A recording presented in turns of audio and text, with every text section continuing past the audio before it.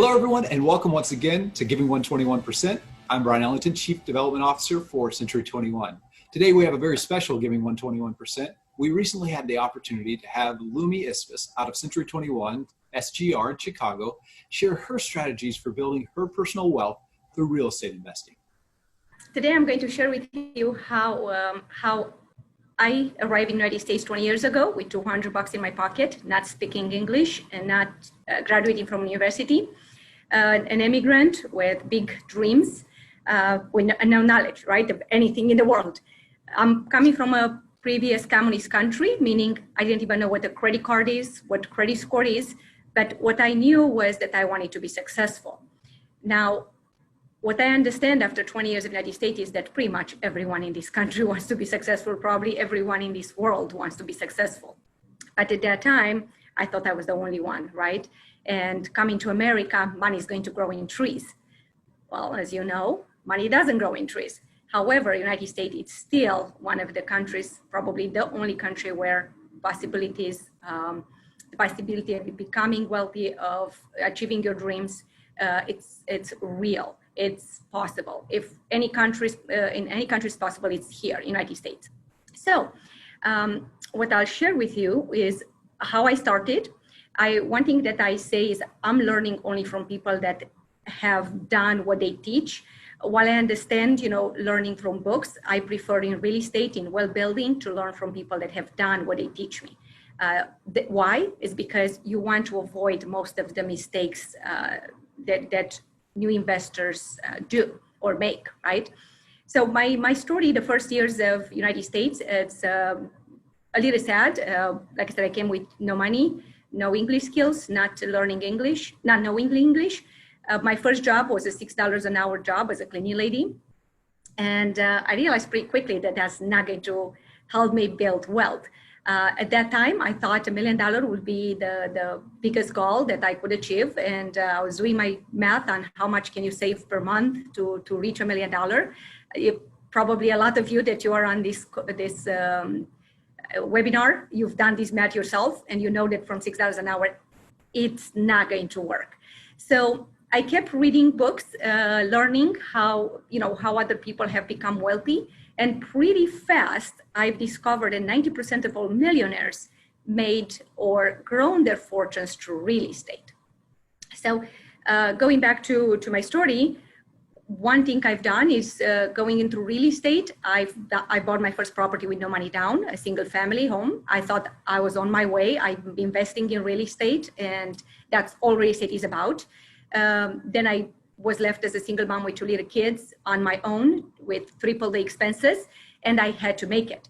It's so interesting when we want the difference between wanting to make it and have to make it. When you want to achieve a certain amount per month or to make a certain amount per month, and it's something else when you have no choice than to put a roof above your kids or, put food on the table, right? So when you have to, I feel that, a lot of times you work a little bit harder, a little bit longer, you accept more no's, right? You go beyond all the no's you hear and you keep pushing until you hear a yes. So that's pretty much what I did. I started my real estate career in 2002. It took me only a few years to become pretty successful, doing open houses, doing floor time because I didn't know anyone, and continuing investing in real estate. However, I would say investing because my investing in my mind was buying any real estate I could get my hands on, not understanding there are some principle behind what you buy and how to buy. So 2008 came quickly. You all know what happened in 2008. By 2010, I've lost all the properties I've had. I've became bankrupt. I had a foreclosure, a short sale. One of the banks didn't want to short sell, so foreclosure in my credit. So pretty much within 10 years, I lost everything I've had. Money, saving accounts, retirement accounts, kids' college accounts, properties. So I was in worse shape than when I arrived in the country, right? Because now I had no credit, no income. I was actually not as a person that the bank would want to work with. So, I always say what a decade can change things, or what a year, can change things, because what we've done in our past, it doesn't have to define our future. after a year of crying, right, I realized that I have to learn from my mistakes. So that was the time when I sat down and I look around to the people that actually have become successful and become millionaires in those years. And I thought, how come a lot of the country didn't lose their homes? How come a lot of the investors didn't lose their investment properties? What did they do? How did they buy their properties? What they did differently than me and the rest of the people that lost our homes, that they could not just hold on to their properties, but do it even better when the market was down. And hold them beyond, you were back and in a situation, not as 2008 for real estate, because real estate is doing great right now, but economically. So we're back into that time when we can build again our wealth faster than when the economy is going well. So in the last 10 years, what I did, I created a millionaire program, like how to buy real estate to become a millionaire faster within 3 to 5 years. Also, how to become financially free, because if I've learned anything from my first 10 years of United States was working 60 to 90-hour weeks. Yes, it builds wealth, but if you don't hold it, if you don't keep on it, you're losing time with your family. You're losing time to take care of your health. You're losing the time of your life. So I've learned that time is more important than money. So I wanted to become financially free way more than just becoming a millionaire. So a couple of things that I've achieved was being named the top 1% in sales in Chicagoland in real estate, which I thought was great for somebody that came from another country and didn't know anyone. Starting buying a lot more properties, this time with positive cash flow, right? Like I said, I learned my lesson.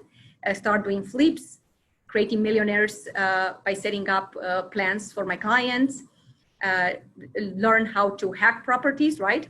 So to buy my first floor flat where I can live rent free, and then keep buying other properties. And now I'm actually a builder. So I'm building my first 40-unit building in West downtown Chicago with a partner. And the biggest achievement, I feel like a year ago, was to become a national speaker, speaking in front of NAR and Century 21, and which I think it's a big honor. And this is coming from 15 years of seminars. So I've been doing real estate seminars for 15 years. My first 5 years before the market crash, or they were on foreclosures, on short sales, different type of real estate. And after I created this plan on how to buy real estate with low down payment, I've been teaching this seminar that I'm going to share with you today. So again, what a decade can change things, right? We can redesign the future. One quote I love is, today is the first day of the rest of our life. So every day when I sit down and I create my goals, and probably you do the same, right? At the end of the year, beginning of New Year's, quarterly with your coach, monthly with your coach, I feel like I have the power to recreate myself, to recreate my future. So anyway, let's go to how I defined my goal, because I feel like in any situation, before you can achieve what you want to achieve, you have to know where you're going, right? We have to be clear what goal we have and why we have this goal. So I've came across this chart about 19 years ago. I was listening to a program called The Strangest Secret in the World by Earl Nightingale. I'm sure most of you have heard of it. If you haven't, write it down. It's on YouTube. It's about 40 minutes long. It's the only non-entertainment recording to have ever won a Golden Globe in the late 50s, early 60s. So no social media, no cell phones, and still this recording won a Golden Globe. You can imagine that the information is pretty important. So on that recording, I heard for the first time this data. And what this data says is that out of 100 people that reach the age of 65, so working for 40 years, from 25 to 65, 54% of people, this red portion of the pie, are still dependent. What does that mean? It means that when they retire, they depend on their family members, on the government. Somebody has to help them because they cannot pay their bills. You see, guys, when I heard this information at that time, I could not believe it. I mean, I moved to the United States, the country of all freedom, the country of all possibilities. How is it possible that in this country, after working for 40 years, for people to not be able to even support themselves, not to become wealthy, but to just support themselves. So pay attention, because I thought that those numbers were old, right? And is not correct today. Because again, I was listening to a recording from late 1950s. 36% of people are still working. So these are the people that cannot afford to retire. They do not have anybody that they can depend on. They cannot qualify for government help. 5% are deceased, so we're not going to talk about them today. And what our focus will be is in these lower parts here. 4% of all the 65 years old are doing okay. And what okay means is that they have a net wealth of between $1 and $5 million. So think about it. 40 in 100 people, 1 in 25 people, it's okay having a net worth and between 1 and 5. And only 1% of American, 1 in 100 is wealthy. Now you see these numbers, 1 million and 5 millions, are from a few years ago. The new data that's coming out with the new inflation, it's changing. You see in the 50s, or Nightingale was mentioning different amounts, right? And every year I keep looking at the numbers. How are the numbers changing? Now, if you are on this call and you are a millennial, you are going to need a minimum of $2.3 million by the time you retire. So this 1 million does not pertain to you. But if you're not, if you're in your 40s, 50s, you probably can still make it depending on how the inflation will go with over $1 million in net worth. So my seminar today, my presentation is how to achieve this level here. And not because it's a fancy dream, like I had it when I came in this country when I was young, just wanting to be a millionaire because it sounded good, but because it's a necessity. As I shared with you, what I discovered in this life is I've achieved whatever I had to. I felt that when you want to, unless your why is strong enough, the what is not going to happen because it's not easy sometimes, right? So we have to create a goal with a very, very strong why to make it. So why do the 90% or 95, because we don't know about the 5% deceased, fail when it comes to their finances? Well, number one, they don't have enough financial education. You see, I came here at 25 years old, so I didn't go to school in the United States. So I thought financial should be taught in school, but I've learned from my students that no, and then now from my children that no, they're not learning financials in schools. No financial game plan. A lot of people have goals, but their goals are not as far away as when they retire. They are thinking they have 1 year goals, maybe 3, 5 year goals, but they don't have long-term goals. They don't have a good game plan. What are they going to do? How they are going to achieve those goals? And a lot of them don't have a financial coach or mentor or a group, supporting group, somebody to keep them accountable and to discuss with, to brainstorm with, to help them grow. Another information I want to share with you, it's from so as I shared with you, I discovered that 90% of millionaires made have grown their future fortunes in real estate, not just United States, but all over the world. And, at the beginning, I kind of questioned it. I thought, how is that possible? I mean, I see all these millionaires from other industries. But if you think about people that like if you think of McDonald's, for example, you'll think McDonald's is a millionaire from hamburgers, right? But truly, what's their model, their business model? McDonald's buys the best corners of every city in the world. They build a McDonald's, right? And they rent it to somebody that pays them $1 million for the recipe of the hamburger. And not just that they are getting a few cents from each hamburger they sell, but they are getting the rent on that location. So McDonald's is really the wealthiest and who they became from real estate, not just from their burgers. And there are a lot of companies like this that we do not see it. We don't realize how much wealth they've built through real estate. Oprah, you see my office here, it's about 2 blocks away from former Oprah studio in Chicago. Oprah made her first million in her business, right? But then her fortune has grown in real estate. She had great financial advisors, and she bought every big building in the Greek town in Chicago, and throughout the country. So whenever she was down, her real estate income, her real estate supported her every time her business was not doing well. Arnold Schweizenegger, You probably have heard of him.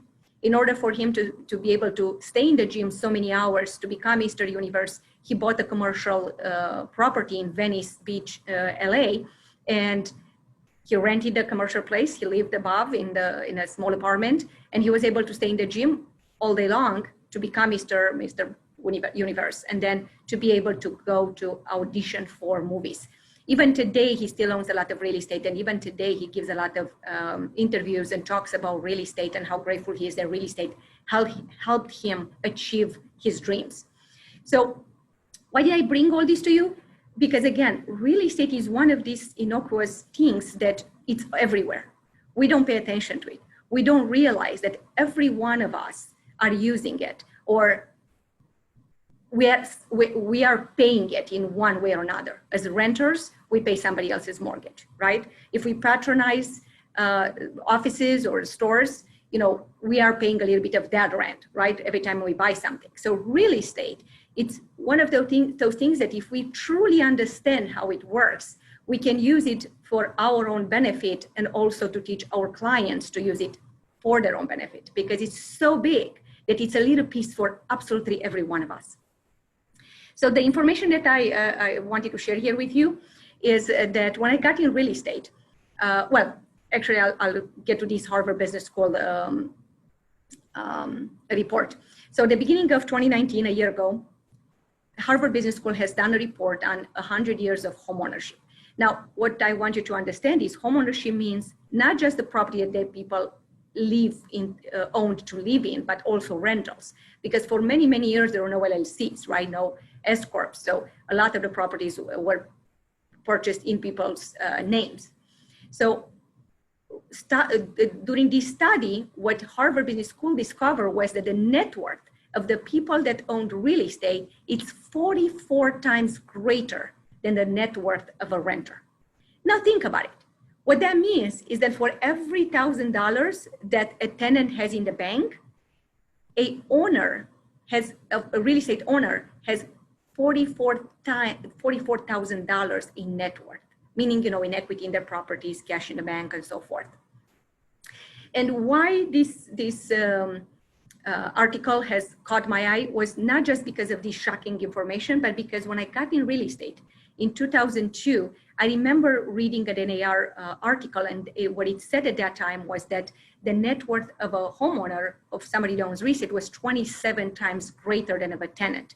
So think about it. In 18 years, how much the difference between the net worth has grown from 27 times to 44 times. And in the last 18 years, we also had one of the biggest economic disasters in our history, right? And since we remember, and we know what happened to the real estate. So this can show you how homeowners' net worth, people that own real estate net worth grows, at what speed it grows. And we'll go in a little bit through why that happens, how the people that own real estate benefit from real estate many more times than the obvious cash flow. And a question I always have in my seminars for the attendees is always, do you think the real estate owners are smarter or more special than the tenants or the non-investors? Absolutely not, right? There is no difference in the IQ. The difference is how these people think and what action these people take. That's the only difference. And then if that's the only difference, can we all take advantage? Can we all change the way we think, right?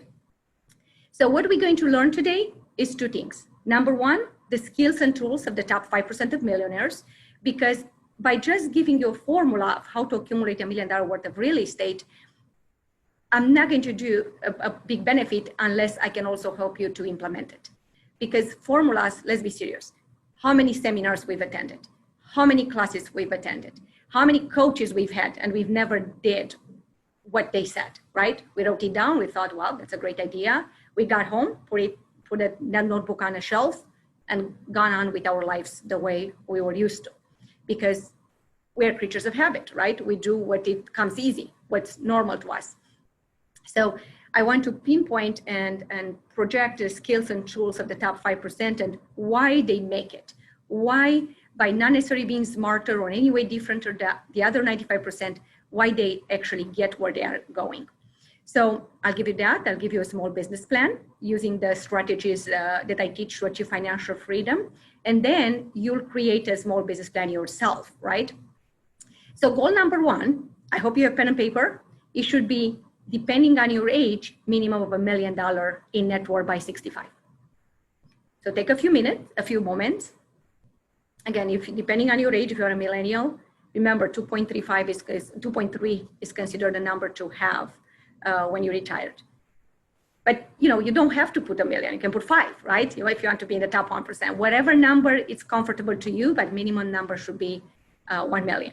And goal number 2 is going to be a number that will work on today, right now. I shared with you that my first 10 years, I've built a business. I built a real estate portfolio. I had savings. I had retirement accounts.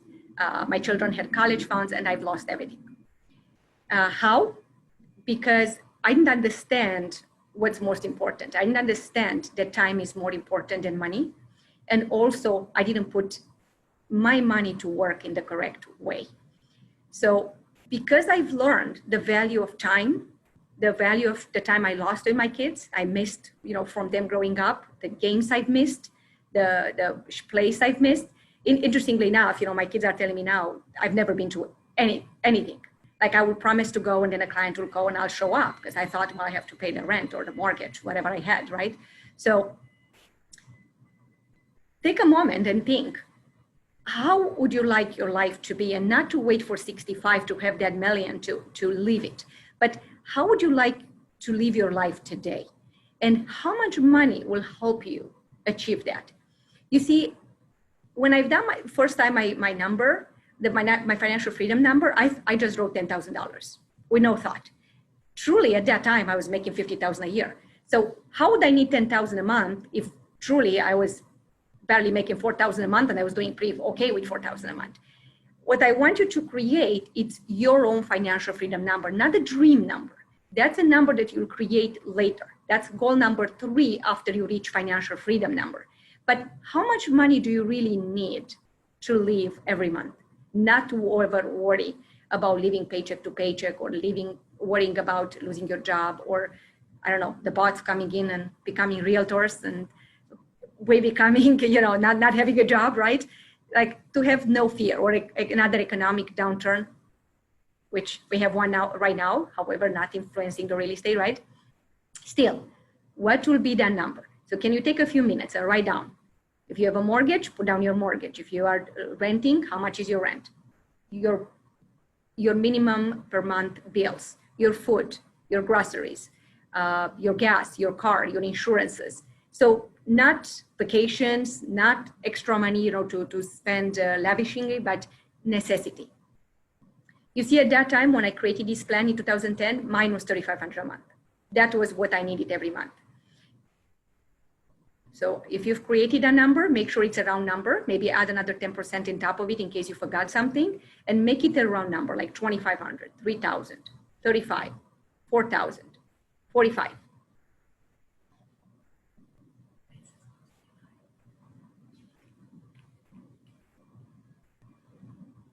I hope you're writing down all this, because we need, like I said, 2 goals.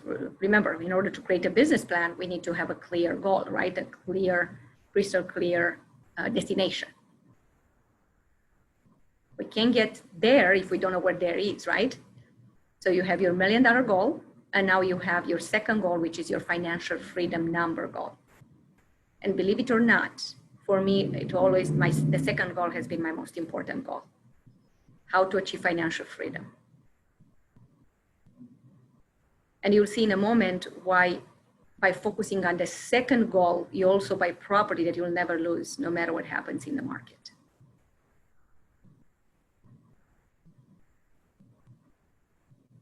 Great. So I hope you have your numbers. So moving on.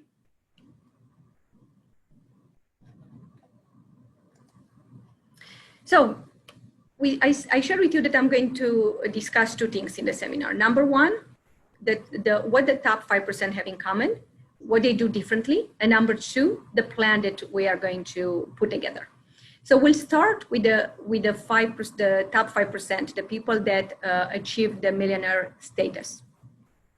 what do they do different? You see, this part of the seminar, I didn't have it for maybe my first 5-6 years of teaching seminars because I didn't understand the need of it until I noticed that the people coming to the seminars were not implementing what I was teaching them.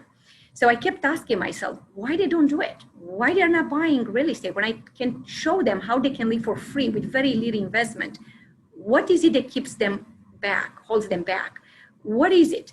First, I thought it's only fear, but truly, we live with fear every day, right? And whatever we do, if we prospect right in real estate, we have to go over the fear of rejection and so forth. So we are all have fears in our life. So I had to discover what was the difference even in my students, the ones taking action versus the ones not taking actions. So over the last 5 years, slowly, I've added these 7 points to my seminars because I realized the importance of it. You see, Earl Nightingale says that 90% of everything we do is mindset. It's our philosophy of life, and 10% is mechanics. It's doing what we are supposed to do. My seminar originally was focusing on that 10% of the mechanics, right? Because the formula and how to do it is only the mechanics, the 10%, versus the 90% that helps you actually take action, helps us take actions. So what are the skills and habits? Number 1, mindset. What is mindset? Mindset is, it's an established set of attitudes and beliefs held by someone. So we are realtors, so we already know that we all believe in real estate, right? But let's say you have a client that's looking to buy his own home and he's not looking for investment. His mindset is a home is just something necessary, but real estate is not a good investment. So that belief will hold back that person because they will never invest in real estate, right? But if you are like me, if you like real estate, if you see the benefit of real estate, investing in real estate, our philosophy will be, oh my gosh, real estate is the best investment on the earth, right? Because it makes you money 4 different ways, and it makes you money when you sleep and you use low leverage. So depending on who you are, your beliefs and attitudes will be different. So focusing on our mindset, focusing on being positive or negative about a certain subject, focusing on what we think about our clients, about real estate, about ourselves, it's more important than knowing what to do. Because if we believe we can handle a tenant, we can handle a situation with a contractor, would we ever buy real estate? Probably not, right? So that's why the mindset is the number 1 most important topic in anything. And you know, like if you've been on YouTube and you listen to seminars and books, everybody now talks about mindset thinking, philosophy about life and money, right? How are you going to work on it? Sign up on e-newsletters. Success Magazine is a great one. Century 21 has great articles on mindset and AR. So we are surrounded by this type of newsletters and articles everywhere. And journal about your life, not about what we ate yesterday, right? And who we met yesterday, but what we learned from, what lessons we've learned from what we've done yesterday, what lessons we've learned from an interaction with the client, a certain action, a negotiation, something we've discovered in a deal. Journaling about how we want to live our life when we achieve financial freedom, journaling about what we want to do is going to give us clarity, and it will help us create the life we want. So like I said, mindset is the number 1 thing and becoming successful. Second one is vision, goals, business plan. We've already discussed a little bit about it. We started already with 2 goals. And my goal for you again is how to learn today how to create at least $1 million worth in net worth, and 2, how to become financially free. And a business plan will create it in a moment with exactly how you can buy properties with low down payments to achieve those goals. So create a small business plan and then place it everywhere around your house. If it's on 3x5 cards, 1 in your wallet, 1 next to your bed, 1 on your bathroom mirror, 1 on your fridge, whatever it is, to keep reminding you of your long-term goals, to keep reminding you what you're working for. That might help you. To me, I like to buy at least a property a year. So my goals are always up, right? So every year I want to do more to make more money because I know where the money is going already. I know which property I'm going to buy, what type of property I'm going to buy. That motivates me to keep going strong. Because after a while, you all know when we become successful, it's easy to become comfortable. But if you have big goals and growing, what happens is we're always hungry. We stay hungry and we stay motivated and we do a great job, right? So the next amazing skill that the top 5% have is becoming an incredible money management. Now, what I want you to understand is that how much money we make and how much money we keep are two different things. And they don't really matter. I've seen doctors making $500,000 a year that I couldn't qualify for a home because they were spending more than $500,000 a year. And I've seen small business owners making $50,000 a year that had $50,000 saved over 5 to 10 years. It was amazing. It's amazing. So what I've learned is how you manage your money is more important than how much money you make, because at the end of the year is what you keep, right? That's what it matters. What you made is gone, right? So if you haven't read the Richest Man in Babylon, I will say it's Finances 101, or The Richest Barber. That's another great book. It's simple steps on learning how to manage money, or Dave Ramsey's, or there are a lot of information out there. Tony Robbins, they have all kinds of money management books. You can also sign up for newsletters from Money Magazine, from Forbes. There are a lot of options there. As you can see, Century 21 is teaching a series of webinars on how to manage your money. So right now it's everywhere. Everybody is learning. And make sure you pay yourself first, right? So that's the lesson one I've learned in that book. Pay yourself first. Make sure, we always pay the rest first, right? But what about ourselves?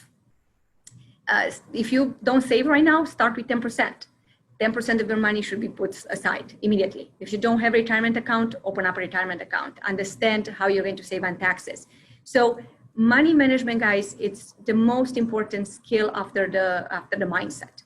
Because first of all, the mindset will have to be that you can become a good money manager, that you can do this, right? And then you can become a great money manager.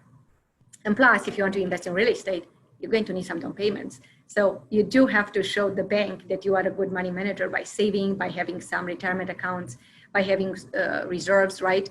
Because how will they give you a 12-unit building, let's say, or a 4-unit building and manage the finance of a building if you can take care of your own money? So money management, again, it's one of the most important skills you'll need. Now, related to that, what are the four largest expenses in our lifetime? Probably you guessed, it's income tax, number one, right? And I don't know if you know, but Washington Post had an article last year when he said that over 75% of US people are overpaying in taxes. That's 3 in 4. 3 in 4 people are overpaying in income tax. Now they work hard for that money and they're still giving more to IRS than they should. Now, shouldn't we know how to, not just to manage our money, but how to keep more of what we make? We talk here about saving money. One of the best way to save money is, like I said, save out of the top, of the gross, and then learn to lower your taxes, and whatever you save, put it in your savings. Don't expend it, right? So income tax is number one. Number two is housing. We know from our clients that most of them are using 20 to even up to 38% of their income towards homes. Then our healthcare and education. Now, I can't do anything about healthcare and education, but what I can share with you is you learn today how you can save on income tax and on housing, and actually how to live rent-free or not paying a mortgage for the rest of your life, which, as you can see, it could be one of the biggest expenses in your life. So top 3 ways to increase your saving. We said increase your income, traditional source of income, which is rental income in a minute. Save on income tax, which again, real estate will help us, real estate investments, and lower your expenses, right? Next skill that the top 5% has is continual learning and teaching, mentoring, sharing. Well, you are here, so I'm preaching to the choir. You like to learn, right? You are here. So we always have to continue learning. I don't know if you've read this statistic, but it said that most of the people after finish school, they don't read more than 2 books a year. I mean, that's sad. A book is the thoughts of somebody that you can bring in your living room, right? You can hear the thoughts of a financial person, a state person, whatever you are interested in, health, money, in your own home for a little bit of money. And now so much information is free on YouTube and other sites.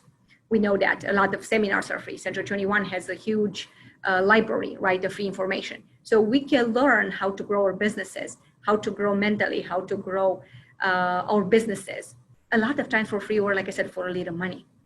So learning, teaching, you see, when I start teaching, it was not because I needed to teach, right? Well, number one, I was really shy. Like I said, I didn't even speak English until I came into the country. So, and plus, I didn't think I could speak in front of a lot of people. My first seminars, I had like 2 people, 3 people, 4 people show up.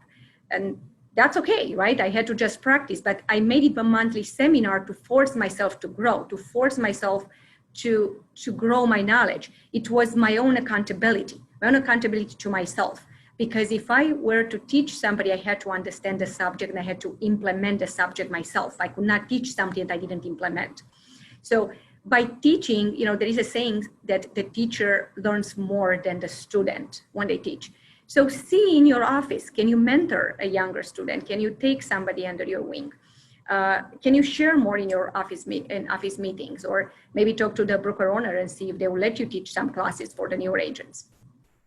Also, you can teach seminars the way I teach seminars for my investors. And they can be first-time buyer seminars. They can be, doctor seminars, whatever seminars, or VA, right, seminars, whatever you have in your area, whatever your expertise is in. But teaching, guys, is going to help you a lot to grow, because it will force you to continuously grow and also to continuously implement what you're teaching, right? So learning, it's interesting. And then sharing, again, a lot, of course, we learn more when we listen, right, from other people. But remember, it has to be 80% listening and 20% sharing. We still have to teach somebody else to get both benefits of learning from others and teaching others, okay? And having coaches, I don't know if you have coaches. I have 3 coaches at this point. One is for my real estate business. It's mostly my accountability partner, the person I brainstorm with every week over my business.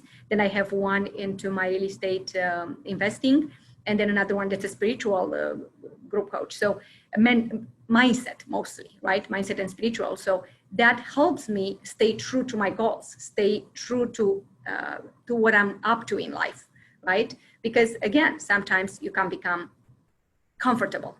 Over the years, I tried to quit coaching a few times, and every time I quit, my business dropped, because all of a sudden there was nobody asking me, did you do how many listing appointments you've scheduled this week? How many calls you've made per day?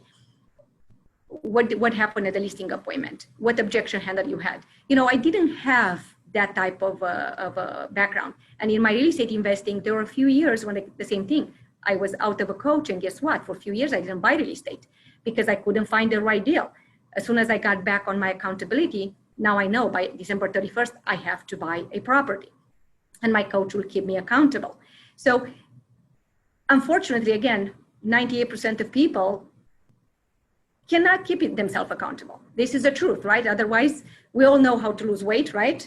Eat less and move more. And still, over 60% of the population of the United States is overweight. So it's not about what we know. It's about actually what we apply, what we do, right? I've learned that too. I had to get, a trainer there and somebody to talk nutrition with and menus there. So in any area of our life, a lot of times we need somebody to keep us accountable. So a quote that I really love is, I heard it from Jim Rohn, was, ignorance is not bliss. Ignorance is what holds the 95% back. The next one, it's accountability. So before we're going to get in real estate in a moment. What does that mean? We don't rise to the level of our goals. We fall to the level of our systems and planning. I just shared with you that by knowing what to do, it doesn't mean it's going to get done. we need somebody to keep us accountable. If it's your spouse, if it's your child, if it's your broker, if it's somebody in your office, if it's a coach, if it's a mentor, we always need somebody that we respect and we keep in high regard, somebody that we don't want to let down. So make sure you get somebody in your life for every area that you want to grow. If it's real estate investment, if it's health-wise, spiritual, relationship, whatever it is in your life, because we know where we have goals in all those areas, right? Write them down. Make sure you are part of groups that learn together about everything that's important to you. And make sure somebody's keeping you accountable. And let's get to real estate, finally. So what's my formula for real estate? My formula is extremely simple, guys. You see, in life, everything is really simple. We just talked about the fact that to lose weight, it's a very simple formula, right? Eat less, move more. That's it. 4 words. 4 words, and we all could be in shape. Still, that's not happening, right? So we tend to believe that something has to be extremely complicated and it has to be extremely difficult to achieve, and it's why we don't take action. What I've learned, at least for me, was that if I make things as simple as possible, if I make things as easy as 1, 2, 3, I will follow through. If my goal is complicated, if it's an elaborate 50 steps, 20 points and 50 steps, it's not going to happen. Let's be serious. Life gets in the way. We get calls.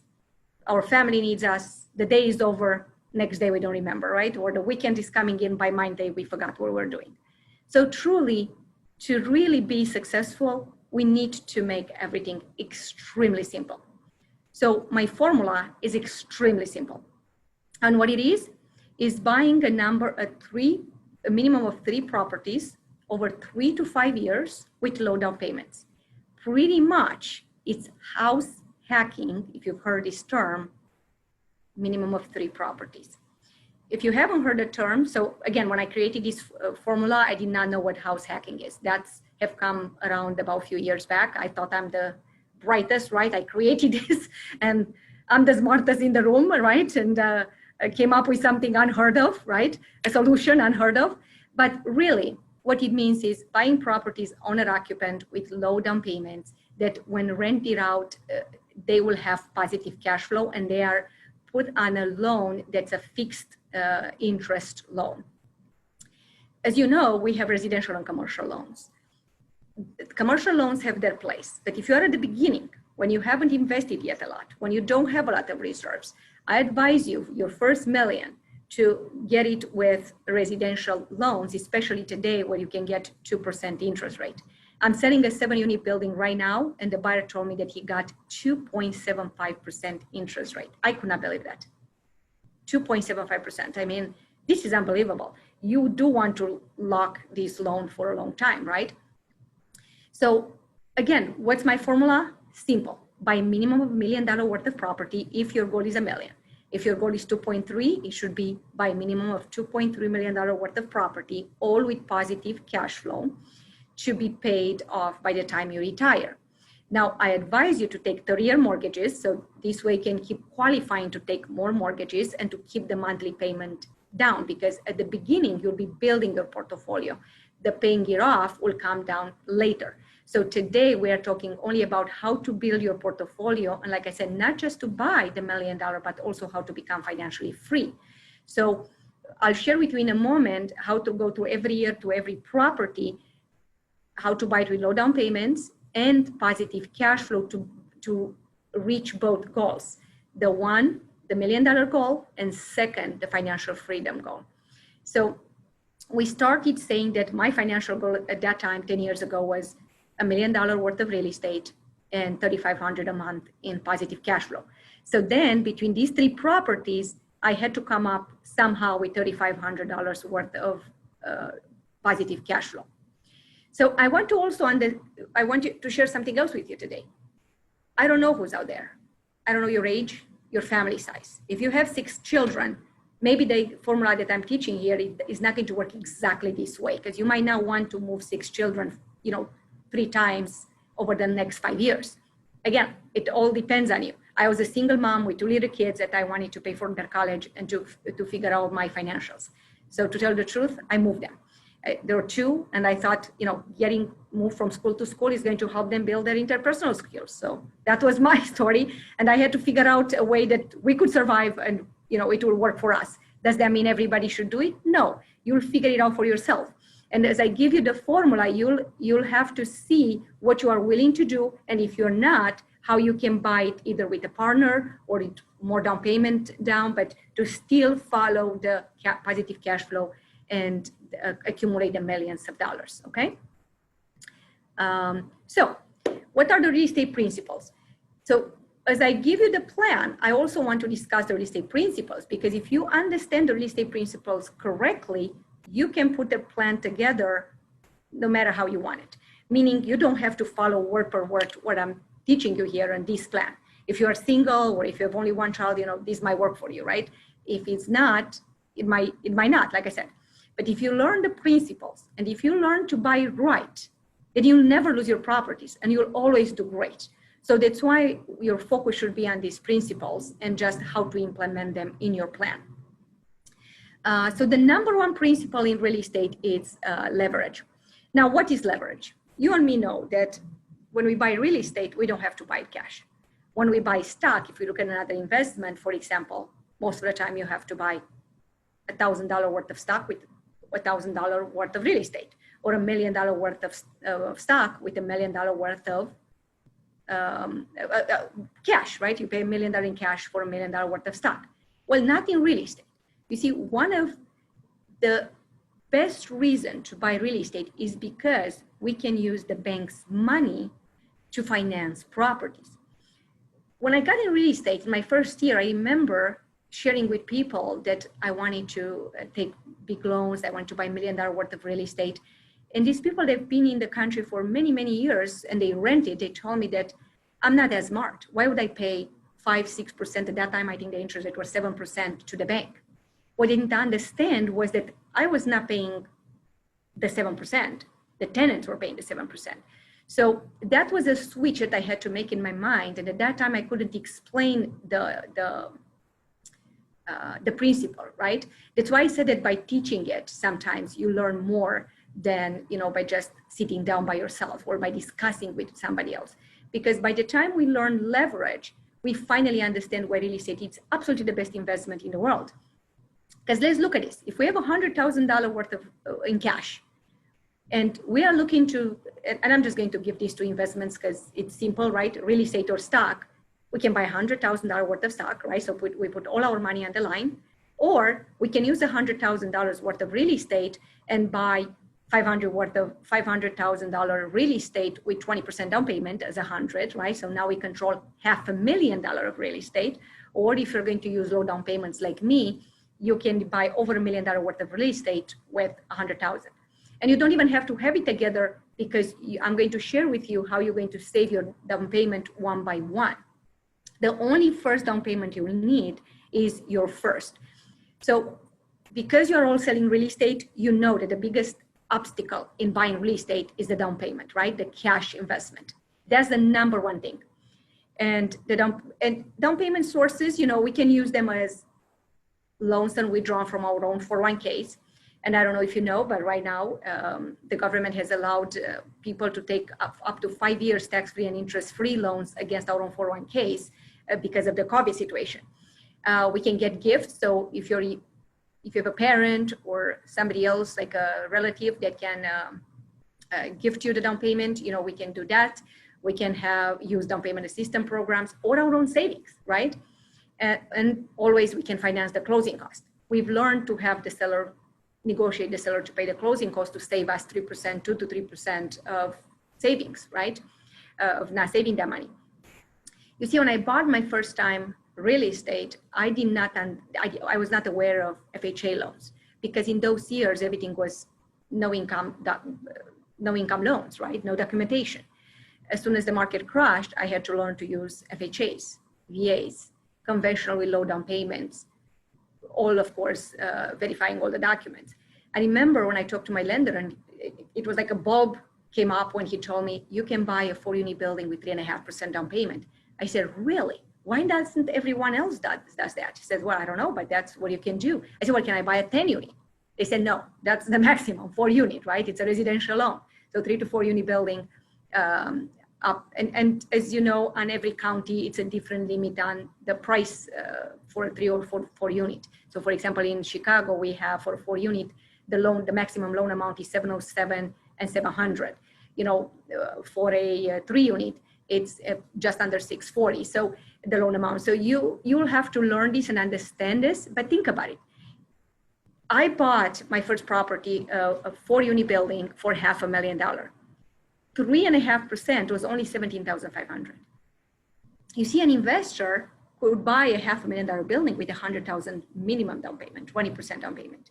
But as an owner occupant, FHA, you can use low down payments. Now, there is a caveat. You have to live in the property for a year to be able to use the low down payment programs.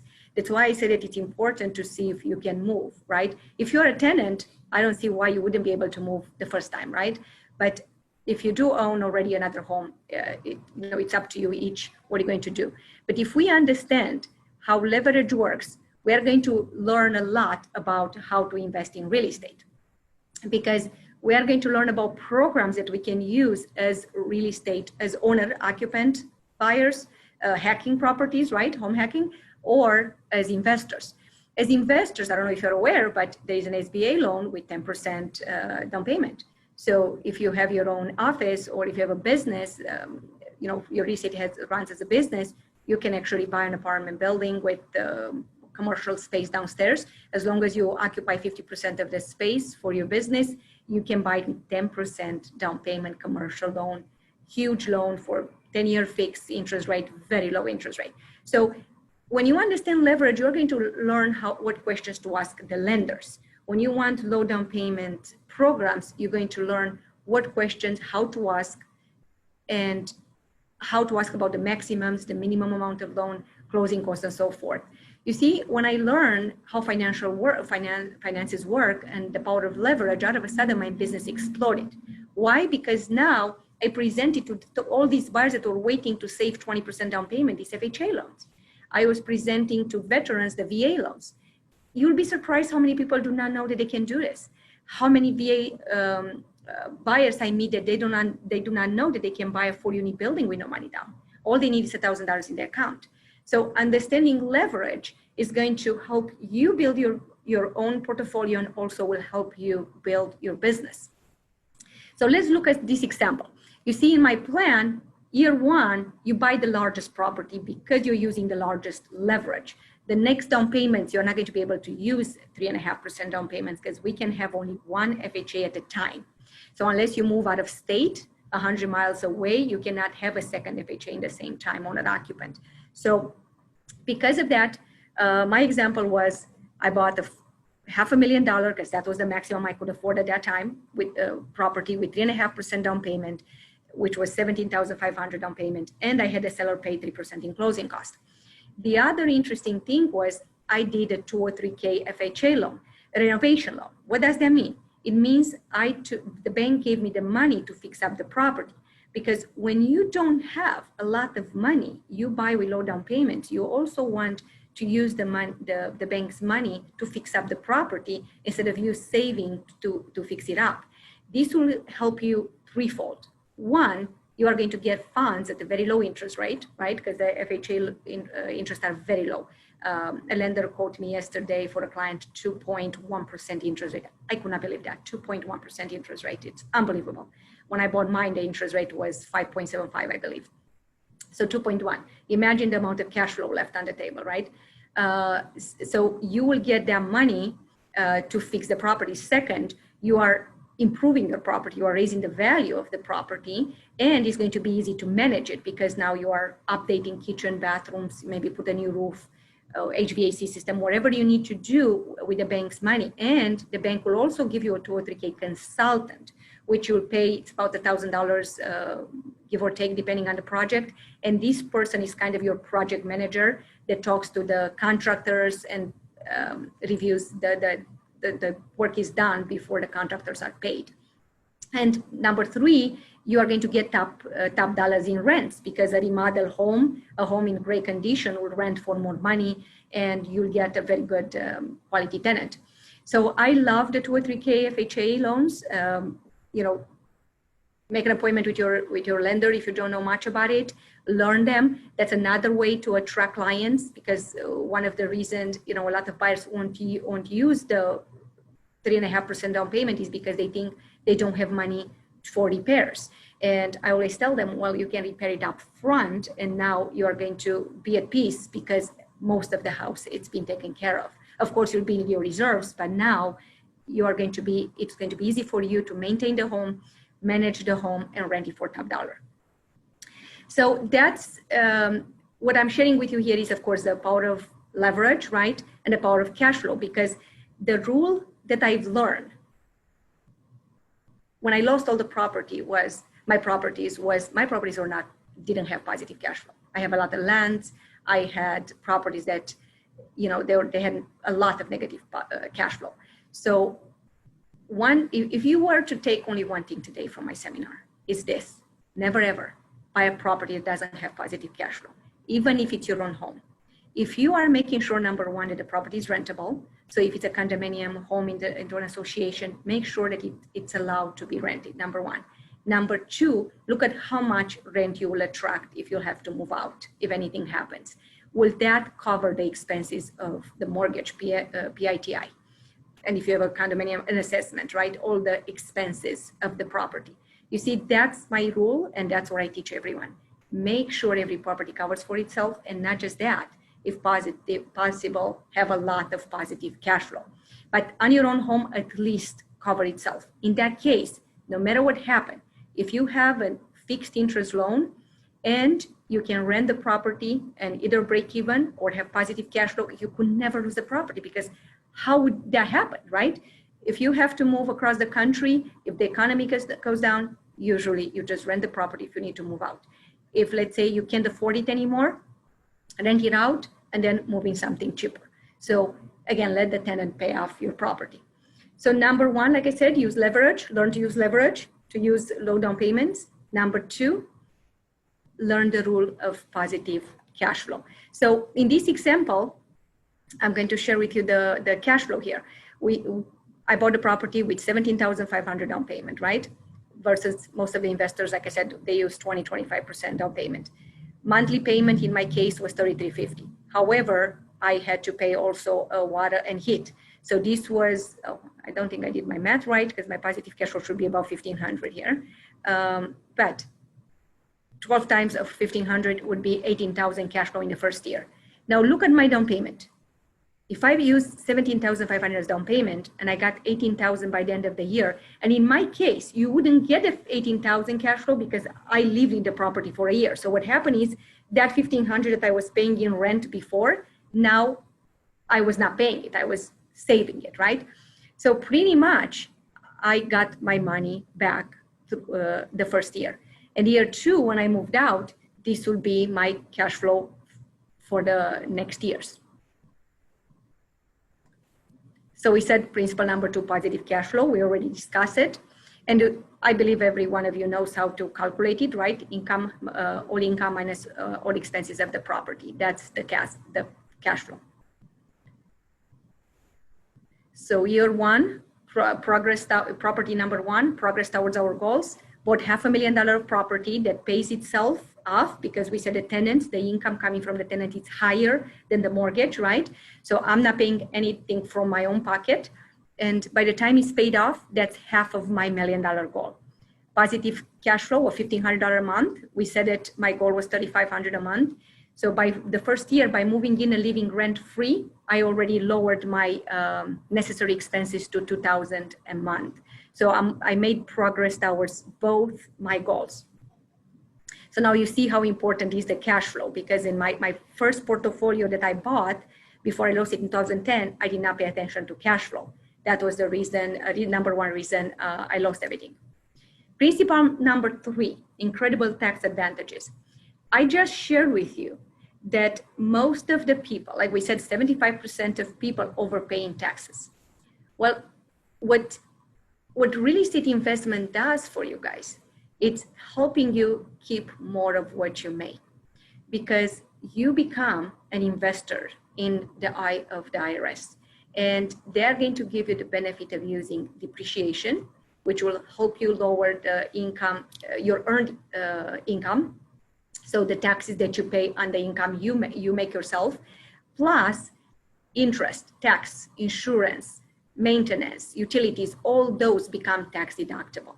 Because when I move out, let's say the first year when I lived in the property, I lived in 1 out of 4 units, right? So 3 of the units were income property. So 3/4 of the expenses were tax deductible, plus 3/4 of the property was depreciable. Next year when I moved out to the next property, now I had 100% of the property taking all the deductions, right? And the depreciation. So you see, I will always remember the first year after I bought my property. I remember it because I made the exact same money. I mean, I'm not kidding. It was like a difference of $50, $60, like between the 2 years. And I sent my taxes to my accountant, and she sent it back and with a bill. And it was short $8,000. And I said, I think you made a mistake. You are asking me to pay IRS $8,000 less compared to the previous year. And she said, no, I didn't make a mistake. You bought your 4 flat. I said that, yes, well, I used to have properties before. And she said, yes, you used to have vacant lots. You used to have a house that you lived in. Those type of properties were not depreciable because land is not depreciable. In this case, you have income, you have expenses. So she sat down to share with me how depreciation works and how tax advantages work and how the depreciation helped me save $8,000 out of the money I would have paid on my business, any personal income tax on the real estate side of the business, commission side of the business. Now I saved $18,000 in cash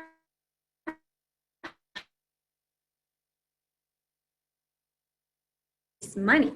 She said depreciation works for 27 and a half years when you have residential property up to 4 units, and for 5 plus 23 and a half years. So this depreciation you're getting for 27 and a half years, but the rest of the tax deductions like interest, tax, insurance, expense, have them for as long as you have the property. That was huge. I mean, I finally understood how it works. And I put a few examples here for you to see how much taxes people pay. Like, for example, for a $100,000 salary for a single window dependents, they will pay 38% in FICA plus federal tax. In our state, we pay 5%. In your state, you'll have to check. But in our state, it will be 43%. That means that this person will take home only 57% of what they make, only $57,000. And you guys, if you don't have an LLC, taxed as an S-Corp or S-Corp, and if you are paid your commission in your own name, that's kind of how you pay your taxes. You don't have yet an S-Corp or a LLC, and again, I'm not a tax preparer, right? I'm not an accountant or an attorney. You'll have to talk to your own attorney and your accountant, but go and sit down with them. And your broker probably will also give you advice. You can save on your taxes right there. And then look at this, a second person that makes 50,000 salary, single, no dependent, so he's the same, but he's making 50% less. Because of his tax bracket, he will pay taxes only 26.1, $37,000 home versus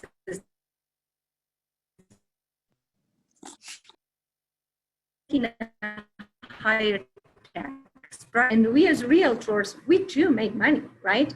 And even this year with what's going on, I see how our incomes are exploding, right? So we have to learn how, number one, make sure, we are taxing the correct way. Number two, get extra deduction, kind of like these investment properties that will help you get depreciation and other expenses. So, this is something that you'll want to learn and on yourself more. So, again, we bought $1 million property, which is half of the $1 million goal. Positive cash flow of $1,500 a month, which gives me to $2,000 a month in left for cash flow that I need. However, the depreciation of the tax deduction gives me back 667 because this is my money that I can spend, right? Because I didn't pay that money to the IRS. And I will receive that as long as I hold this property. So now, out of a sudden, out of the 3,500, I reach with my first property 2,667, like the, 1,500 plus 667, right? So I reach a lot of the money that I needed, 2,167, I got it, right? So all I need now, it's only 1,333 after only the first property. You see, I shared with you at the beginning that when you own investment property, not your home, because remember, you can't take depreciation and all those expenses on your own home, only on investment property, right? So when you buy investment property, we make money multiple ways. And you'll see in a moment how other ways we make money. And then when we understand that and we can share this with our clients, they will also buy a lot of real estate with us. You see, what I do with my clients, I sit down with them and I say, how many kids you have? How much you want to retire with? How many colleges are you going to have? Let's buy a property for every kid to pay their college, or depending, what they want to do. And let's buy properties for you to reach your retirement goal. So when you learn how to do this, imagine how your business will explode. And remember that you always have to do it yourself, because they're going to turn the table on you and they will ask you how many you have. How much is your cash flow? How are you dealing with the contractors and the tenants and all that? So if they hear that we rent or we don't own investment property, do you think that will treat us with the same respect as somebody that has it? Because they will say, you don't have the experience. How can I learn from somebody without the experience? So you see, by buying, you are helping yourself twice. You are building your own wealth, number one. Number two, you are building your business. And number three, you are going to help other people set up their financial freedom. So with this property, again, makes me $26,000 a year. Now, you see, guys, when I saw that in the first year, I almost cried, because my first year in America, I made $8,000 and I work hard for it, right? My second year, I made $16,000 in the United States. And like I said, I work $6 an hour cleaning lady job, and then $10 an hour property management. And I was working like 60, 70 hours weeks to make $26,000 a year. And this, I bought the property with $17,500 down, and I fixed it up, rent it out, and that property gave me $26,000. And since then it's been giving me money every year without me doing any work.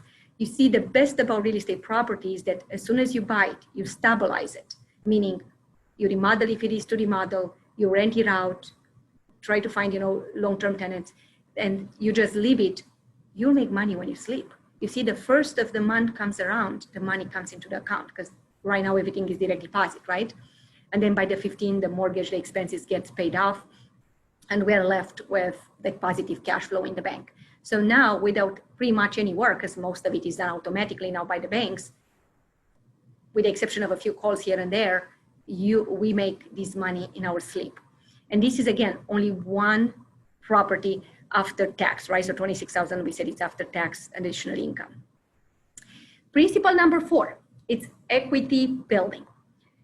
You see, when I bought my first property, I started working with an investor that did not believe in taking loans. So he bought, I still remember, because, I was trying to convince him, but I didn't know how to share with him this information. I was trying to convince him that buying bigger will make him wealthier. And he was saying, no, buying bigger, it's a bigger risk. I said, well, let me make sure I understand. I have 4 units, 4 tenants, 1 roof, 4 kitchens, 4 bathrooms. You buy for $500,000. You buy $150,000 for cash, 4 units, 4 tenants, same roof, 1 roof, right? 4 kitchens, 4 bathrooms, 4 heating systems. I say, from what I see here, we're having the same risk. How do you say that one risk is bigger? Yes, but what if the tenants don't pay? Well, what's the chance of 4 tenants not paying, right? If you really qualify them, you'll have more. The mortgage payment is different. I said yes, but the tax deductions are different, and the equity building is different. For him, because he didn't have a loan, he had no interest, right, to deduct. He bought $150,000 property from which you deduct a lot is not much to depreciate. So at the end of the year, even though I put only $17,500 down payment to my $500,000 building, I was making a lot more cash flow than this guy that made buying cash the property, because he bought in an area with lower rents, right, in order to buy the property for $150,000. So now he owned the property outright, but his cash flow was a lot less than my $500,000 building. In his mind, he was taking less risk. But you see, what he was not seeing was what my tenants were paying for me, because every month the tenant's rent came in and I paid the mortgage. What happened is a portion of that payment was a principal, or is a principal, right? And today I was looking at a client of mine that just is taking a $700,000 loan with an FHA loan. His principal is over $1,200 a month. It's mind-blowing with these low interest rates. $1,200 a month for me at that time was $667 a month. So it was not that much. And as you know, principal goes every month up.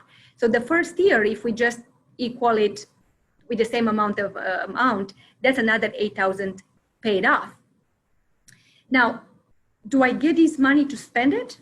No, right? The money stays in the property, it just lowers the balance of the loan. But it's my money, it's in my net worth, right? It's part of my net worth. And I was doing an example here, 8,000 a year times 6 years. And again, not calculating how much exactly would be, just to make it simple. That's $48,000 in 6 years effortlessly saved, right? Because the tenants paid the mortgage, that's it. All I had to do was collect rents, pay the last of expenses, and once in a while, put a new tenant in a property and maybe do a little painting and cleaning, right? That's all I had to do. And my net worth has grown to almost 50K in that property. So equity building, it's something that we don't see it. And most of the people don't see it. They don't realize how fast they get wealthy. So now by sharing with you cash flow, taxes, and equity building, do you see how the net worth of people that own real estate is 44 times larger than the tenant? You see, when I rented, all I remember was I was paying, $1,400 to my landlord, and that's it. And the money was gone. But the landlord that was renting, out of that $1,400, he was paying his mortgage. He was left maybe $400 a month in his pocket. I was paying probably who knows how much principal, and he was getting back taxes, right? Plus his property was appreciating. But for me as a tenant at that time, I was getting nothing for it. So as a landlord, without me putting a dime in the property, I'm getting cash flow, I'm getting a property paid off, and I get tax deduction backs. So understand the power of equity building. And also, I want to make sure you understand what our plan here, it's a long-term plan. These are not properties that we are selling next year or in 3 years. These are the properties that will be paid off to pay for our retirement, to pay for our kids' college, to pay for our lifestyle when we are ready to retire. This is why we hold them. So the market going up and down is not influencing us, because what happens when the market goes down? When the economy goes down? Less people buy, right? Because they're afraid to buy. So if they don't buy, what do? They rent. You see, in 2008, the rent went up spectacularly. This property I shared with you that I was making $1,500 positive in cash flow, now I'm making over $2,500 a month in positive cash flow. And it's been only 6 years, but I had 4 units. So rent increased on 4 units, right? So that's a lot of money. And since the rates have dropped, I actually lowered the interest. So now I refinanced a few months ago, so probably my cash flow would go up now to $3,000 a month because of the extra $500 I'm making now I'm paying less to the mortgage. You see, that's double in 6 years. I'm making double the money in cash flow. I bought the property 6 years ago. I haven't done much since then, right? I just maintained the property, kept the tenants happy. I'm a great landlord, right? They make me wealthy, and plus they pay for their rent, so we want to make sure we provide for them. We do a good job for them, but that's it.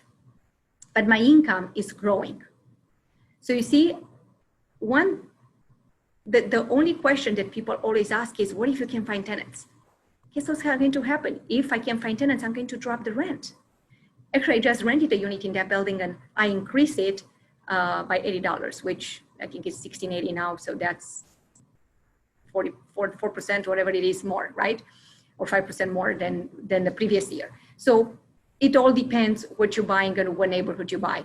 I buy next to the train, next to hospitals, next to universities, close to where people like to move and move around a lot, where people want to be, where they have groceries. So in areas that I feel they are highly desirable, the next growing ones, that's the way I buy, because I'm thinking that's a neighborhood where people would like to live, right? So think about it and take in consideration equity building. You see, if you can buy bigger when you buy for an investment, don't worry. What I want you to understand is we buy small when we pay the mortgage, when we live in the property. But when we have somebody else pay the mortgage, that's when we actually buy big, because then we get more cash flow, more tax deductions, more principal paid. That's how we build the equity. And remember, if our goal is $1 million, 2, 3, 4, 5, whatever you're 10 million, you're going to have to buy a lot. And if you can use leverage, low down payment, you want to use low down payment on the highest price you can, with the condition the property cash flows, right? That's the rule. And if you want to live rent free like I wanted when I started, make sure you find a property where the numbers work, where 3 out of 4 rents cover all the expenses, so you live on the 4th for free. Or if you buy 3 units, 2 of the rents cover the mortgage or most of the expenses, so you can live rent free or for a very low down payment. Because what I noticed was that the numbers work mostly on 3 and 4 unit buildings. 2 units, too small. 1 rent to cover all the expenses, very low chances. So you'll have to look probably for 3 to 4 unit buildings. And depending on what state you are, you might call the 3, 4 unit buildings flats or townhomes or whatever you call them. But from what I understand, they are in most of the areas. Another thing that you might want to take in consideration, your first property, remember, is an investment. You are going to live there for a year because you have to, because you are moving in, you are taking an owner-occupant loan. However, you are buying it truly for investment. So your first property might not be exactly in the neighborhood you want it. Because if it is in the most desirable neighborhood in the city, the numbers might not work. It might be in a neighborhood that is growing right now, that the numbers work beautifully. It might not be the most beautiful homes on the street. But again, that's not your real home. That's an investment property that you are setting up to invest in. So look at that and do the math. Don't even go to see properties until you've done your math. I sell a lot of these type of buildings for my clients. I look through MLS to 50, 60, and I choose maybe 4 or 5. And out of the 4 or 5, I run the numbers. And if the numbers work on 2 or 3, that's all I show. Because those are the 2 or 3 that worked. When I bought my property, I looked at 2. That's it, 2 properties. Because the numbers worked only for 2 properties in the whole city of Chicago. The rest, they didn't seem to work, right? Like the rents didn't cover all the expenses. So do your math. Remember, when you're buying an investment, you're buying differently than when you buy owner-occupant. And make sure you get good homes. And if you can afford to fix them up, if it's taking a remodeling loan from the bank itself, or if you have reserves, fix it up front, it will make it easy for you to manage the property, to rent it for top dollar. So if we go now to a recap to the first property, year 1, for the property for $500,000, half of the goal. We said we got $1,500 in positive cash flow, $667 in depreciation, paying down the loan, which again, we don't get in cash. But if we look at truly how much that property makes, is $35,000, which is twice my down payment in 1 year, right? So the next 2 years, you buy a couple other owner-occupant properties. Yeah, video stuff. One could be a condo, townhome, single-family home. Why am I saying this is because when you move from a 4 flat, especially if you want to move, especially right away after a year, it has to be a property that you can buy again with a low down payment.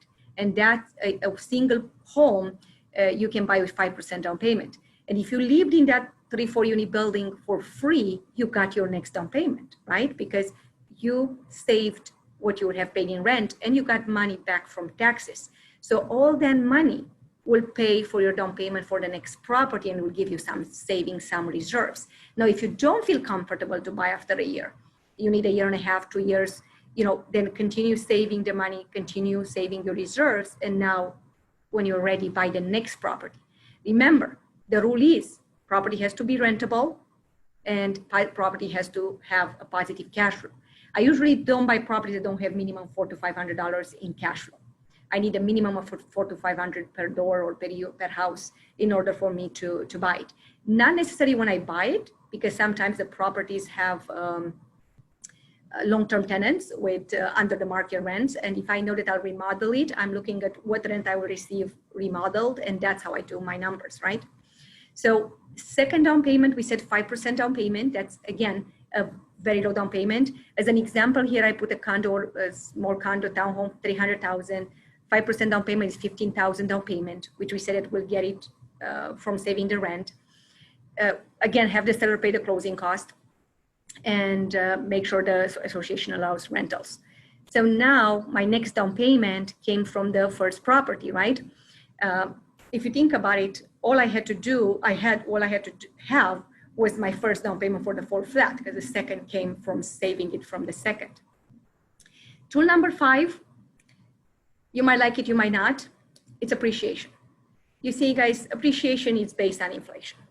Truly, historically, properties have doubled in value every 10 years. Now, does that mean every 10 years, like buying 2001, 2011? No, but historically, right? We are buying here long-term.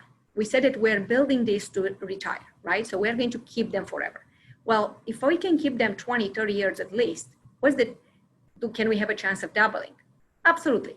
Now, I don't buy with the appreciation, I don't plan for it, but I'm very happy to have it.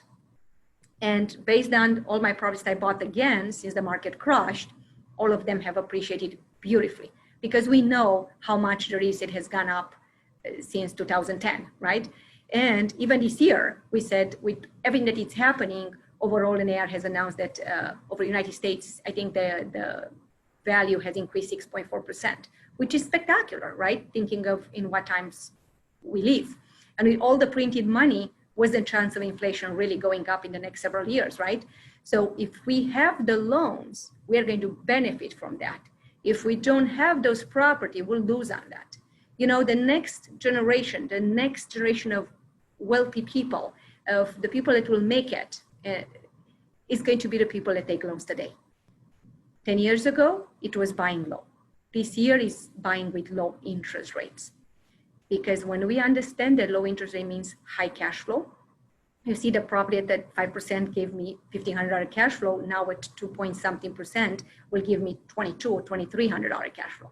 So the cash flow will be even better with the low interest rates. So understand that, and understand that that helps us grow faster because it gives us more down payments, that cash flow. Because we don't need to live out of it, right? We sell real estate. That just gives us peace of mind, is giving us the freedom in case something happened to live out of it. So appreciation, again, it's something that I want to bring it up, because if you buy $1 million worth of real estate in the next 3 to 5 years, and if it does double in the next 20, 30 years, guess what? That $1 million worth of real estate will be worth $2 million worth of real estate. So you are doing even better than we thought. Now, of course, with appreciation, rents go up. So our cash flow, if we start with 35, 4,000, whatever your number is, that number is going to go up also because rent goes up. So year 3 to 4 progress, we said year 1, we bought a 3 to 4 unit building, $500,000. Year 2, we bought a condo, which will, when we move out after a year, it becomes a rental property. So we again get tax deduction, depreciation, and positive cash flow, right? So if I look at the positive cash flow and tax deduction for the second property, that's an additional $900. That's an addition $10,800. If you remember on my first property, now I will have $3,150, which is almost the $3,500 I wanted for my cash flow, right? Only with 2 properties, I already got it. So then the next year you buy now. If you're tired of moving, let's say, you say, this is it, I'm not moving again, you buy the property you really want to live in. And this should be the one that has a lower payment, lower price point, price tag, because this you'll pay from your pocket. Now, unless you do what I did and buy a 2-flat.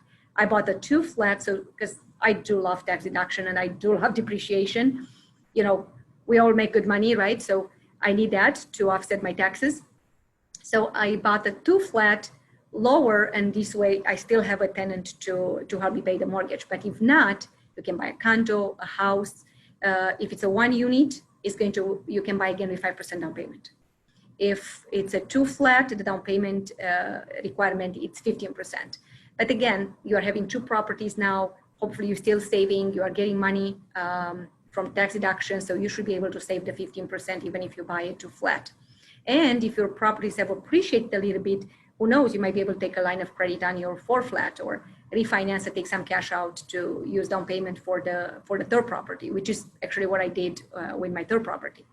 So my plan for you was to show you and how easy is to build a large portfolio.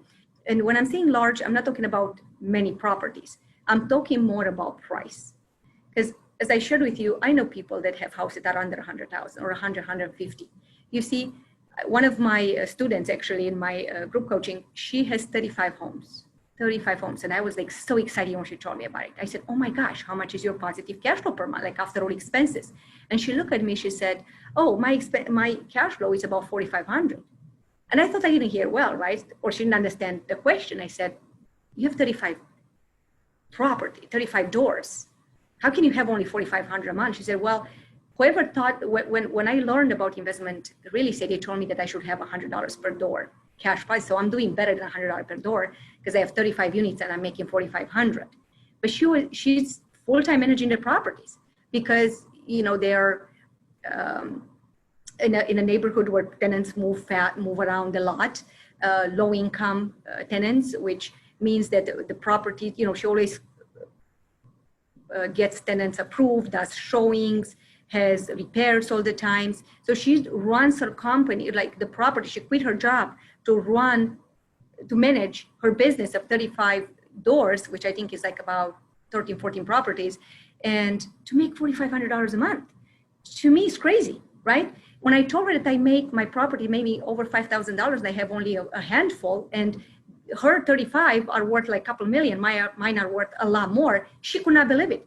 Because guys, it's not important. Remember when I said it's not important how much you make, it's important how much you keep? That's the same thing in real estate portfolio. You don't have to have 1,000 units. What you want to have several good properties that give you a lot of cash flow, a lot of tax deduction, that are in really good shape, that are easy to manage. They're in areas that, the tenants make good money. So if they stay longer, it's easier for you to manage them, less effort. You see, I self-manage all my properties and I have almost nothing to do for them. Learn to think differently. You see, the top 5%, the ones that make the millions, the one that get a success in the United States at 65 are the ones that think differently. Let's all of us think differently. Let's all of us not play like everybody else play. Let's play our game of life in a different way. Because truly, can't we look at life as a game? I mean, we're all going the same direction, right? We all want the same thing. So what if we look at it and say, let's treat it like a game. Let's have a group of friends that we all share, we all buy, we all invest. Let's have fun, let's teach each other. And let's learn the best way to do this, easiest way. We don't have to make it difficult.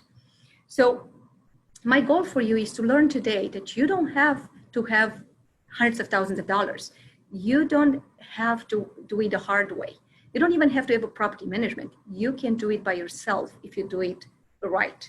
Or hire a property management as you grow your portfolio, which is what probably I will do eventually. But learn to manage it yourself in order to know what to ask the property management to do, in order to understand expenses. Learn to do a project or two remodeling the property where you are the manager of the job. So you know when you hire somebody else to do the whole job, the pricing, the expectations. Because when we sell real estate, don't we give our clients advice? Don't we understand the whole process? What if we can do the same thing for ourselves, right? And if we learn this for ourselves, can't we teach our kids to do the same? Can't we teach our brothers, sisters, our parents to do the same? You see, my students, they invite their parents, their children, their brother and sister, their friends, their cousin, their colleagues. They always invite them and say, you have to hear this. And because they know that they will be their accountability partners, their support system, right, when they need something. So look at it from 2 points of view, how to build it for yourself and how to help others. And on this slide, I just, again, want to share with you, real estate, have your cake and eat it too. I'm hearing this expression so many times, and as a English as second language, I love expressions, right? Let's look at this property. $500,000 bought with $17,500. Cash flow income, first year, $18,000. Tax and depreciation, $8,000. Equity to principal paid the first year, $9,000. Year one return, $35,000. If nothing changes, we get the same cash flow, and let's say that we pay the same principal, 10 years, we get a return of $350,000. $350,000. And year 30, after we pay off the property, and if the property doubled, we got $540,000 in cash flow. If, like I said, cash flow doesn't go up, rents don't go up. $220 in depreciation, that's $760. And if the property doubled and is paid off, that's $1 million. So look at that, $1,760,000, which we bought with $17,500. What type of return this is, guys? Can you even keep track of it? It's unbelievable, this type of return, right? And what the best part is, it's paid off, and now our cash flow is even higher. Yes, we are done with the depreciation, but you still continue getting other tax deduction, and it's paid off unless we refinance and pay again, get more depreciation. And if it doesn't double, let's say, 30 years have passed or 20 years have passed, and the property is paid off, and we made $1,260,000. Again, we bought it with $17,500. Is this having your cake and eating it too? Do we still have this property? We own it outright, and now the cash flow is spectacular. And the best part, we don't even have to wait 30 years to pay it off. If we just put it on bi-weekly payments, right? We pay a monthly, an extra month of payment every year. We just pay it in a little bit over 23 years. If we add a little bit of even more per month and principal, we can pay it off in 20, in 15 years, in 10, whatever your goals are, right? I will say, look at this and start doing it maybe in year one or after you build your portfolio. But every year,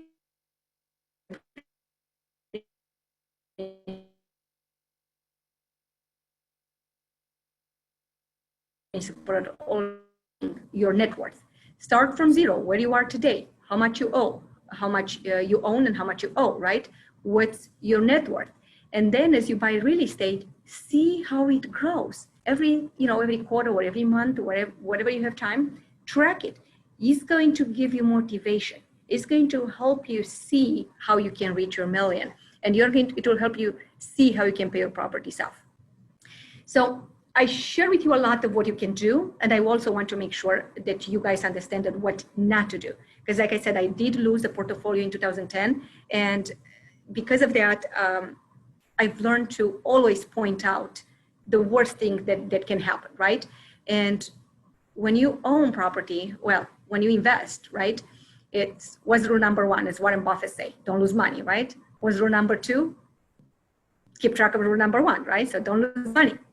So summary of what not to do, don't buy properties without positive cash flow. I think I told you this 10 times.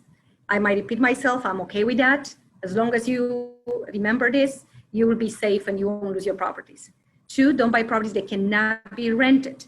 So unless this is your own home and you really have reserves or you think you can sell it for sure, but even my own homes, again, I make sure that can be rented. That's my way of feeling safe. You do what you think, but as investment property, make sure everything can be rented. And if you buy in an association, keep track of their minutes of their meetings. If they want to impose restriction, make sure you are grandfathered in with the other owners that are renting out. So as long as you own that property, you can continue renting. 3, don't buy properties that need a lot of maintenance. How do I get around that? I usually remodel the property up front. I figure out how I'm going to do it, most of the time with renovation loans, because again, money's cheap. Money's on sale now, right? On fire sale. So money is so cheap right now that I prefer to take it from the bank to fix up the property. Don't buy properties that need complete rehab unless you have the cash to the rehab immediately. So if you don't qualify for the rehab loan, make sure you have the cash or reserves, because if the roof, it says, well, it should hold you another 5 years. What if it holds you 2? Then you don't have the money to fix it. If the windows, or the heating system, the inspector says it could hold another 3 years. What if it dies in the middle of the winter? You need to have reserves. So I will say if a property needs massive work, maybe that's not your first property until you have enough reserves or the money to fix it up. Another thing, don't buy properties that you wouldn't want to manage. So even if you put them on a property management, think about it. If something happens, the property management drops you, they go bankrupt. Until you find somebody, you'll have to go to the property. So if it's 3 hours away, how are you going to manage it? Do you have somebody there? I buy usually within 30 minutes of where I live or out of my office. That's how I feel comfortable. So you will have to decide what's comfortable for you. For me, it's like I said, 30 minutes from either office or from my home. Don't buy a home without an inspection. And I cannot stress this enough. I made the mistakes as a realtor, as I don't let my clients buy without a home inspection. And I did. Big mistake, because I thought I know everything, right? We never know everything. We can always be made, discover new thing. It's better not to do it on your own skin. So do not buy property without an inspection. And don't rush your cash flow projection. So we said the number one thing we buy these properties is for cash flow properties, besides the fact that we'll pay them off. We discovered that by the time we're 65, we're going to live a life. We want to be able to enjoy this life. So we want to have the positive cash flow to save us through life. You see, I was young when I started. I didn't think that anything can happen to me. But 4 years ago, I got so sick, 6 months I couldn't work. Luckily, I had my cash flow. There was no problem. I mean, of course, I still made some money in real estate, but it was so interesting not to have to stress out and having the time to recover, taking the time to recover, because my properties took care of me. So look at this. I traveled recently a lot. Like I've started traveling a lot. I'm never concerned because, again, I have cash flow. Of course, the business goes very well and I have a team, but still, the fact that I could take decision in my life differently, because before I couldn't live more than a week because I thought my business, will fail. Now, there is no more fear, right? The fear is not there anymore. It's like, so even if I have 0 clients, right, tomorrow, that's no problem. My bills are paid. My bills get paid from the cash flow. And the best part, when you go into your business with no fear, when you don't need the commission, guess what happens? Your business explodes, because we work better when we're not stressed out. We work better when we don't have to worry about paying the bills. So don't rush through cash flow projection. This is one of the most important things besides the inspection when we buy the property, right, as investment property. Next will be the top differentiator of the 5%. They play the game of life to win, not playing not to lose. What did we say? The top 5% are not different. They're not smarter. They're not any different than the rest of the people. What they do, they have those skills that I share with you, mindset, money management, right? A lot of those skills, understanding taxes, and they take action, guys. That's the number one thing. They take action. So you guys, you just wrote the plan down there while I was speaking. You have your 2 goals, right? You have the goal of becoming a millionaire. You have a goal of the cash flow that you want. Now write down, take a minute right now and write down your plan. What properties are you going to buy? Don't worry about how you're going to achieve it yet. You just learn how to use leverage. If you don't have a lot of down payment, see how you can use leverage. And if you don't like 3 flats and you want single families, you can do it that way too, but your cash flow will be lower. The more units there are in a property, the higher the cash flow. Remember that, because you get more tenants to pay that property. So look at what you need to achieve. Write down now, year number 1, what property you want, what price you want. Year number 2, what property you want, what cash flow you want. Year number 3, the same thing. Create it, get started. This is a start. This is not the finished product, but you want to start it. In life, until we have something to motivate us, right, to inspire us, sometimes we don't feel inspired and we don't take action, right? So what's going to make you take action? I mean, I can do an exercise with you. If you want to all close your eyes. Imagine right now having the cash flow you put on the paper. So let's say your numbers was 3,500, 4,000, 25. Imagine having it. So now you already bought some properties. It's 5 years from today. You own over $1 million worth of real estate. with a minimum of cash flow of the numbers you have in your papers? How would your life be? How are you going to feel? How would your business be? Would you work with the same clients? Would you change your marketing? Would you live where you live now? What school your kids will go to? Would you vacation more? Would you work on your hobbies? Would you have time to go to the gym? What would you do differently? If you had a cash flow, if you had enough money to survive, no matter what, how would your life change? How would you value time? Who would you spend your time with?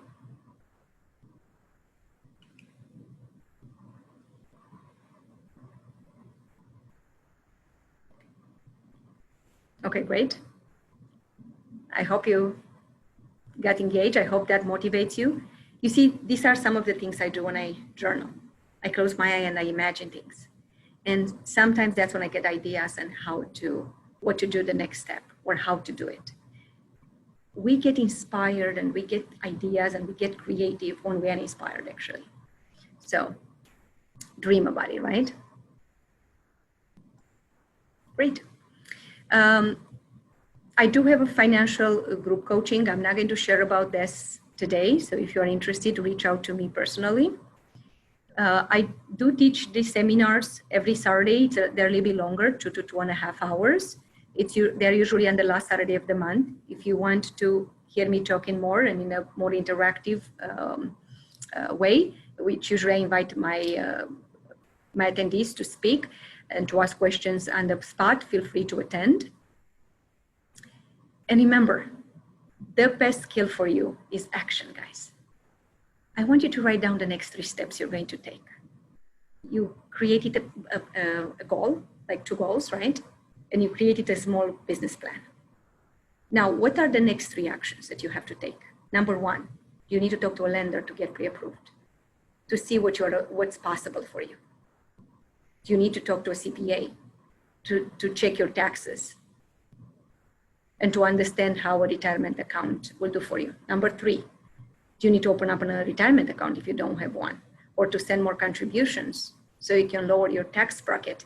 And by the way, when you every time you buy your own property, you can get for tax-free and penalty-free up to $10,000 from your retirement account as down payment. So what I teach a lot of my clients is, before they put the money as down payment, if they don't have a retirement account, I teach them to open up IRAs and 401k. Put up $10,000 there. Now they're not going to pay taxes on $10,000 because that's deferred. And then borrow against it or even take it as a down payment. So now they use the money twice. They didn't pay on it, and now they're using it as down payment. Think about it. There are ways when you learn how to manage your money and to use the leverage, you're going to use in your life. So again, what are the first 3 steps? Are you going to get pre-approved? Are you going to talk to a CPA? Are you going to open up a retirement account? If you don't save, are you going to check if you're saving minimum 10% of your income? If you're already saving 10, can you make it 15? Can you make it 20? My goal every year is to increase my savings by at least 1%. This way I feel like I'm making progress. And then how are you going to invest that? How are you going to pay less taxes? Now, step number 4, what e-newsletters are you going to sign up for mindset, for financials, for real estate? Number 4, what other seminars are you going to sign up for? We can see these webinars, right? The Century 21 is putting up for us. Should you make sure all of them are in your calendar? What else can you use in your calendar? What other seminars you can join? Right now, I'm actually in the middle of a Tony Robbins Business Mastery. Interesting enough, it started today. So from here, I'm running back to my Tony Robbins webinar. So what else are you doing to grow? Well, thank you, Lumi, for giving us that great advice. We hope this helps you as agents out there in the day-to-day markets look for those opportunities to build your personal wealth through real estate investing. Until next time, thank you for tuning in.